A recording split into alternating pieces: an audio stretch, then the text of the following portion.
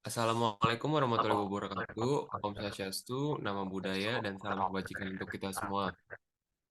Pada kesempatan kali ini, kami dari kelompok 2 ingin mempresentasikan makalah yang sudah kami buat. Oke, berikut adalah anggota kelompok kami.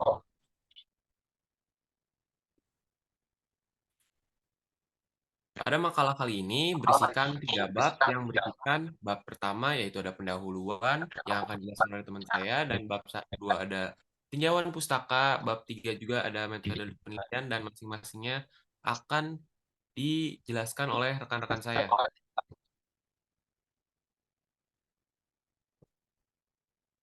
Baik, untuk bagian pendahuluan akan dijelaskan oleh rekan saya. Baik, untuk bab satu pendahuluan itu adalah latar belakang. Yang pertama ada ekspor impor. Kegiatan ekspor impor merupakan kegiatan perputaran perdagangan antar negara. Kegiatan ini dilakukan untuk memenuhi kebutuhan negara itu sendiri dengan cara mengantar barang dari negara lain. Kegiatan ini biasanya disebut dengan perdagangan internasional. Perdagangan internasional sendiri mempunyai manfaat bagi negara untuk mengekspor barang yang memiliki produksi yang lebih banyak dan berlimpah, serta mengimpor barang yang produksi sumber dayanya lebih sedikit atau langka. Selanjutnya ada kelangkaan sumber daya. Kelangkaan sumber daya ini menjadi pokok permasalahan ekonomi di Indonesia. Kelangkaan ini dapat disebabkan oleh beberapa faktor, diantaranya adalah gagal panen, fenomena iklim yang ekstrim, penimbunan, bencana alam, pertumbuhan penduduk, serta perbedaan letak geografis. Hal ini membuat biaya akomodasi pada pendistribusian suatu barang menjadi mahal. Ekspor impor sendiri dapat menyebabkan dampak negatif karena over ekspor impor. Hal ini karena tidak memperhatikan kemampuan produksi dalam negeri sehingga hal itu menciptakan inflasi bagi suatu negara. Baik, terima kasih. Oke, yang selanjutnya ada ekonomi. Nah, semua hal yang dijelaskan tadi itu mempengaruhi perekonomian Indonesia, terutama inflasi yang menjadi salah satu parameter pertumbuhan ekonomi suatu negara.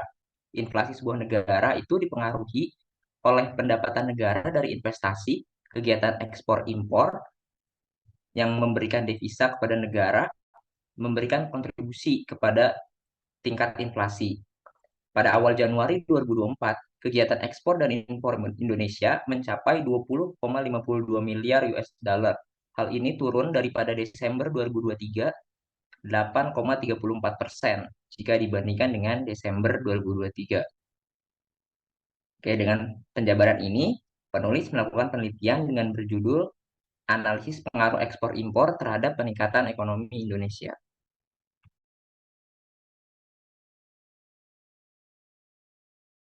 Slide selanjutnya.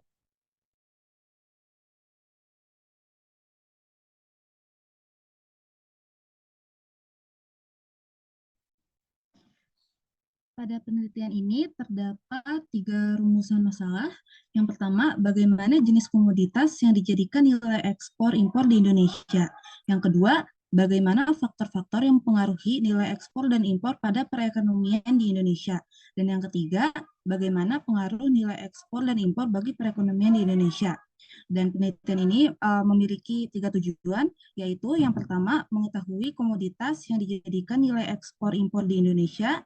Yang kedua, mengetahui faktor-faktor yang mempengaruhi nilai ekspor dan impor pada perekonomian Indonesia.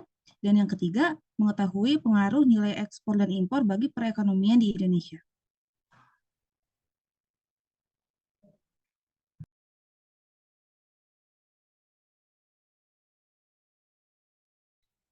Baik, selanjutnya ada tinjauan pustaka. Tinjauan pustaka ini memiliki tujuan yang pertama adalah menentukan pengaruh nilai ekspor impor, lalu nilai tukar dan inflasi di Indonesia.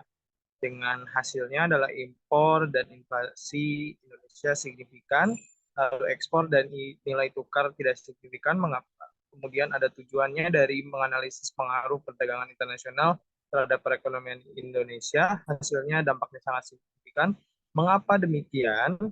Karena dalam penelitian ini didukung hasil-hasil penelitian terdahulu yang berkaitan dengan penelitian ini dengan beberapa karya ilmiah yang menjadi referensi penulis atau dalam kelompok kami melakukan penelitian ini.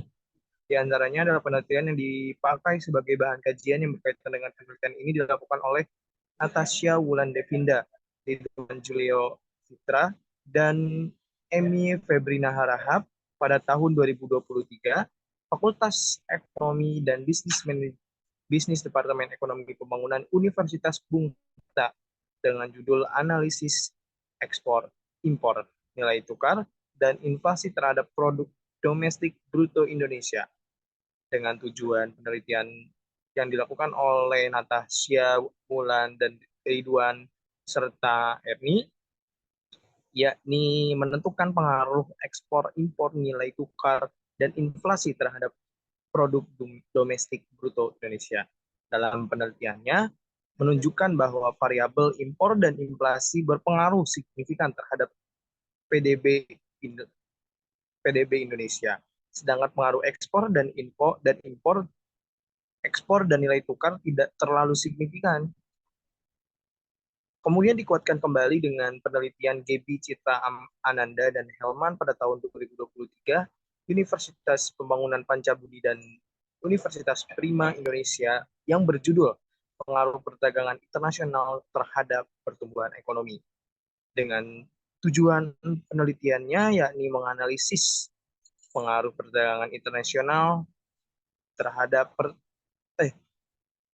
pertumbuhan ekonomi di Kabupaten Samosir, yang dalam penelitiannya diperoleh hasil bahwa perdagangan internasional mempunyai dampak signifikan terhadap pertumbuhan ekonomi di Kabupaten Samosir, dengan ekspor sebagai faktor utama yang mempengaruhi pertumbuhan ekonomi.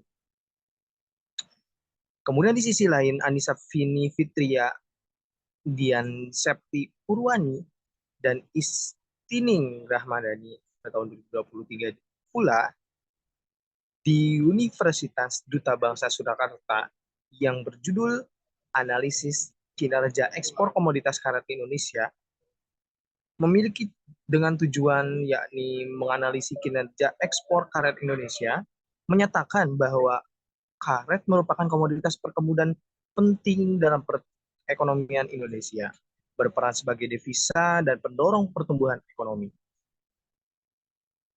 Data yang diperoleh dari BPS dan basis data ekspor impor komoditas Kementan, hasil ini juga menunjukkan bahwa kinerja ekspor impor karet Indonesia masih pada tahap pengenalan dan perlu adanya pengembangan. Hal ini juga menunjukkan bahwa Indonesia masih belum mampu memanfaatkan potensi ekspor karet secara maksimal. Selanjutnya akan dilanjutkan oleh rekan saya, Akbar. Silahkan.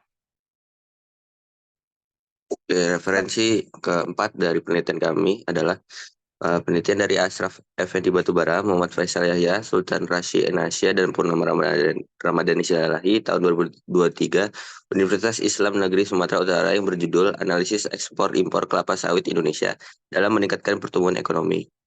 Dalam penelitian ini memiliki tujuan untuk menganalisis ekspor impor kelapa sawit di Indonesia. Dapat diperoleh hasil penelitian yang menyatakan bahwa pertumbuhan Indonesia sangat bergantung pada ekspor dan impor minyak sawit dari negara lain. Untuk referensi terakhir dari kelompok kami, yaitu adalah buku dari Raharjo Adisasmita tahun 2013 dengan judul buku Teori-Teori Pembangunan Ekonomi, Pertumbuhan Ekonomi, dan Pertumbuhan Wilayah. Buku ini merekankan kepada pembaca pada konsep dasar pembangunan ekonomi dan pertumbuhan ekonomi yang menjadi fokus utama bagi banyak negara. Buku ini juga membahas faktor-faktor yang mempengaruhi pertumbuhan wilayah, termasuk infrastruktur, sumber daya manusia, dan investasi. Selanjutnya, peran sektor pertanian, industri, dan jasa dalam pengembangan juga dianalisis. Terima kasih.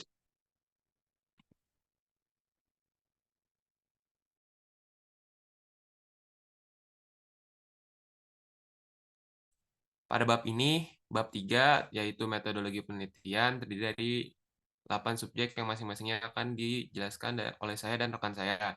Yang pertama yaitu ada jenis penelitian. Penelitian yang dilakukan menggunakan pendekatan analitis data kuantitatif. Pada penelitian ini, teknik analisis data digunakan yaitu statistik deskriptif. Dalam penelitian ini, penyajian data juga menggunakan diagram Pareto, tabel, dan juga grafik garis. Waktu untuk penelitiannya sendiri yaitu dari awal pertemuan yaitu tanggal 22 Januari sampai nanti pertemuan terakhir yaitu pertemuan 13 yaitu tanggal 22 Januari 2024 sampai 29 April 2024. Objek penelitian pada penelitian ini adalah ekonomi Indonesia, terutama pada bidang ekspor impor yang menjadi permasalahan pada penelitian ini. Adanya kelangkaan pada ekonomi Indonesia menjadi salah satu faktor mengapa adanya ekspor impor. Yang keempat itu ada data kuantitatif, dia dijabarkan dalam bentuk deskriptif, yang dimana kita menjelaskan masing-masing dari eh, data referensi yang sudah ada. Yang kedua itu menggunakan data secondary time, di mana kita melihat dari rentan waktu sekian ke waktu sekian. Baik, selanjutnya akan dilanjutkan oleh saya.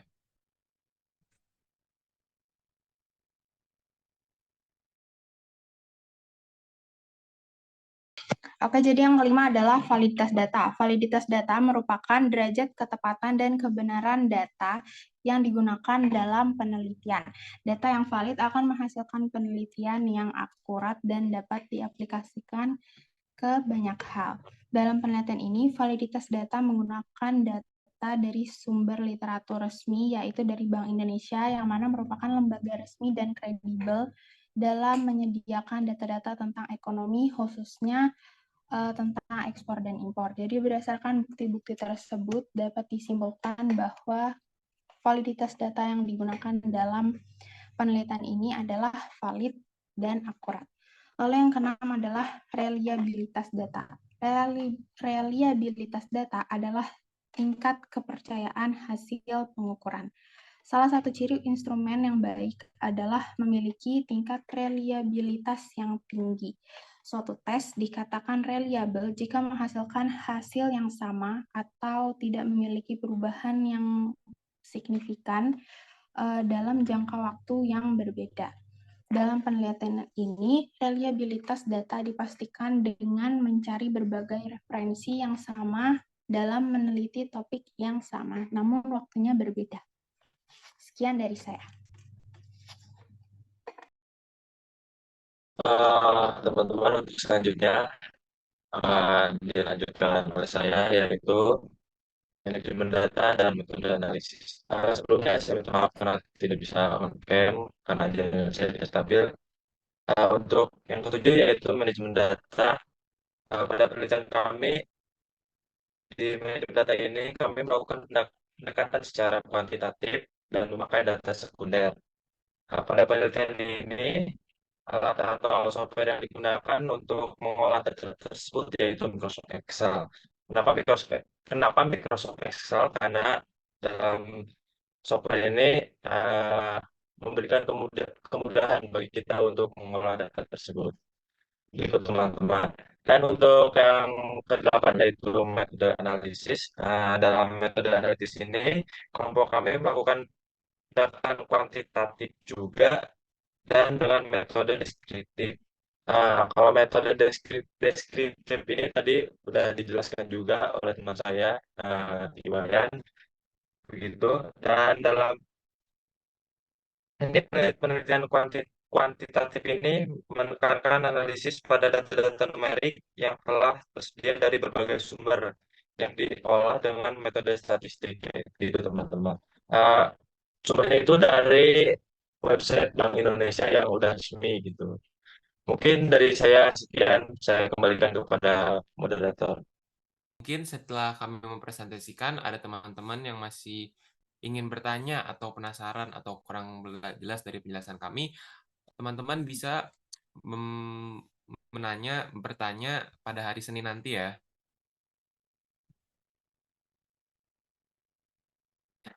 Sekian dari kelompok maaf jika ada salah kata atau kurangnya penjelasan. Wassalamualaikum warahmatullahi wabarakatuh.